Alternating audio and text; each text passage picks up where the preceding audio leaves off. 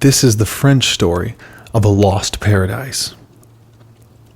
In the middle of a great forest, there lived, a long time ago, a charcoal burner and his wife. They were both young and handsome and strong, and when they got married, they thought work would never fail them. But bad times came, and they grew poorer and poorer, and the nights in which they went hungry to bed became more and more frequent. Now, one evening, the king of that country was hunting near the charcoal burner's hut. As he passed the door, he heard a sound of sobbing, and being a good-natured man, he stopped to listen, thinking that perhaps he might be able to give some help. "Were there ever two people so unhappy?" said a woman's voice. "Here we are, ready to work like slaves the whole day long, and no work can we get. It's all because of the curiosity of old Mother Eve. If she had only been like me, who never want to know anything, we would have all been happy as kings today, with plenty to eat and warm clothes to wear. Why?" But at this point, a loud knock interrupted her lamentations. "Who is there?" asked she. "I," replied somebody. "And who is I?" "The king. Let me in." Full of surprise, the woman jumped up and pulled the bar away from the door. As the king entered, he noticed that there was no furniture in the room at all, not even a chair. So he pretended to be in too great a hurry to see anything around him, and only said, "You must not let me disturb you.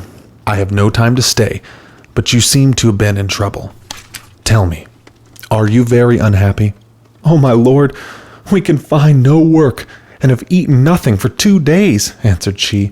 "Nothing remains for us but to die of hunger."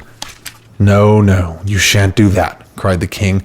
"Or, if you do, it will be your own fault. You shall come with me into my palace, and you will feel as if you were in paradise. I promise you. In return, I only ask one thing of you, that you shall obey my orders exactly." The charcoal burner and his wife both stared at him for a moment, as if they could hardly believe their ears. And indeed, it was not to be wondered at. Then they found their tongues and exclaimed together, "Oh, yes, yes, my lord, we will do everything you tell us. How could we be so ungrateful as to disobey you when you are so kind?" The king smiled, and his eyes twinkled. "Well, let us start at once," said he. "Lock your door and put the key in your pocket." The woman looked as if she thought this was needless, seeming it quite certain they would never come back, but she dared not say so, and did as the king told her. After walking through the forest for a couple of miles, they all three reached the palace, and by the king's orders, servants led the charcoal burner and his wife into rooms filled with beautiful things, such as they had never dreamed of. First, they bathed in green marble baths where the water looked like the sea, and then they put on silken clothes that felt soft and pleasant. When they were ready, one of the king's special servants entered and took them into a small hall where dinner was laid, and this pleased them better than anything else. They were just about to sit down at the table when the king walked in. "I hope you have been attended to properly," said he, "and that you will enjoy your dinner. My steward will take care you have all you want, and I wish you do exactly as you please. Oh, by the by, there is one thing. You notice that soup tureen in the middle of the table? Well, be careful, on no account, to lift the lid. If you take off the cover, there is an end to your good fortune." Then, bowing to his guests, he left the room. "Did you hear what he said?" inquired the charcoal burner in an awe-stricken voice. "Are we to have what we want and do as we please?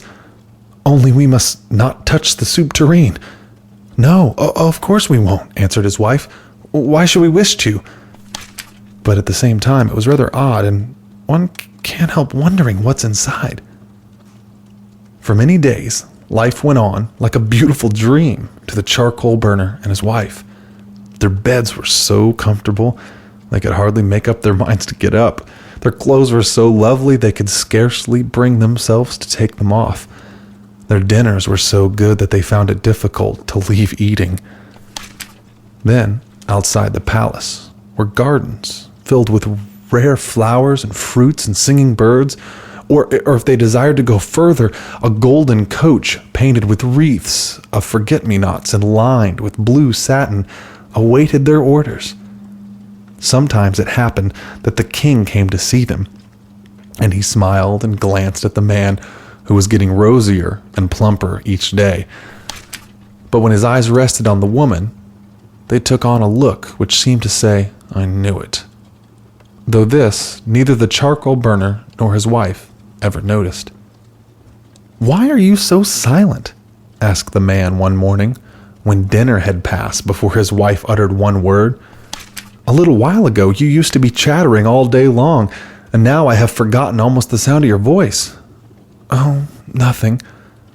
I did not feel inclined to talk, that was all." She stopped and added carelessly after a pause, "Don't you ever wonder what is in the soup tureen?" "No, never," replied the man. "It is not an affair of ours." And the conversation dropped once more. But as time went on, the woman spoke less and less, and seemed so wretched that her husband grew quite frightened about her. As to her food, she refused one thing after another. "My dear wife," the man said at last, "you really must eat something. What in the world is the matter with you? If you go on like this, you will die." "I would rather die than not know what was in that tureen," she burst forth so violently that the husband was quite startled. "Is that it?" cried he. "Are you making yourself miserable because of that? Why, you know we should be turned out of the palace and sent to starve." "Oh, no, we shouldn't. The king is too good-natured. Of course he didn't mean a little thing like this. Besides, there's no need to lift the lid altogether. Just raise one corner so that I may have a peep. We are quite alone. Nobody will know." The man hesitated. It did seem a little thing, and if it was to make his wife contented and happy, it was well worth the risk. So he took a hold of the handle of the cover and raised it very slowly and carefully while the woman stooped down to peep. Suddenly she startled back with a scream, for a small mouse had sprung from inside the tureen and had nearly hit her in the eye. Round and round the room it ran, round and round, and they both ran after it, knocking down chairs and vases in their efforts to catch the mouse and put it back in the tureen. In the middle of all the noise, the door opened, and the mouse ran out between the feet of the king. In one instant, both the man and his wife were hiding under the table, and to all appearance the room was empty. "You may as well come out," said the king, "and hear what I have to say." "I know what it is," answered the charcoal burner, hanging his head. "The mouse has escaped." "A guard of soldiers will take you back to your hut," said the king. "Your wife has the key." "Weren't they silly?" cried the grandchildren of the charcoal burners when they heard the story. "How we wish we had the chance. We should have never wanted to know what was in the soup tureen."